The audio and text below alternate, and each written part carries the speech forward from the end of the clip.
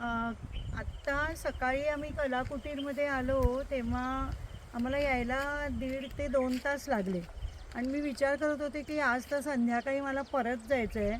मग आता एवढ्याशा वेळात आपण मुलींना काय काय शिकवू शकतो, कारण तशा या मुली खूप जास्त काळ नृत्य शिकलेल्या नाही आहेत, म्हणजे थोडंच शिकलेलं आहे, त्यामुळे त्यांचा अनुभव खूप नाही आहे. त्यामुळे मला असं वाटलं की एवढ्याशा वेळात खरंच काही उपयोग होईल का, शिकवता येईल का काही. पण आत्ता साधारण आल्यानंतर पहिलं सगळं ओळख होणे, खाणं-पिणं सगळं होऊनसुद्धा पुढच्या 3 तासात त्या एक पूर्ण नवीन रचना शिकल्या.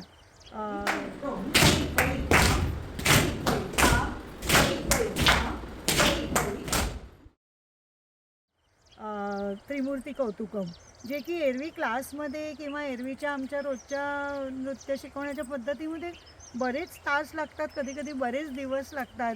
विशेषतः जेव्हा मुली अगदी नवीन असतात, म्हणजे फारसं न शिकलेल्या.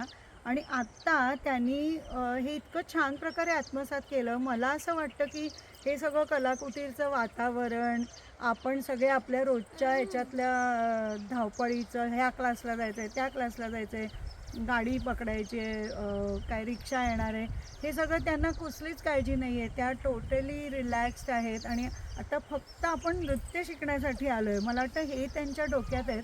त्यामुळे त्यांनी खूप छान आत्मसात केलं. म्हणजे मलाही वाटलं नव्हतं की मी एक पूर्ण रचना 3 तासातच शिकू शकेन.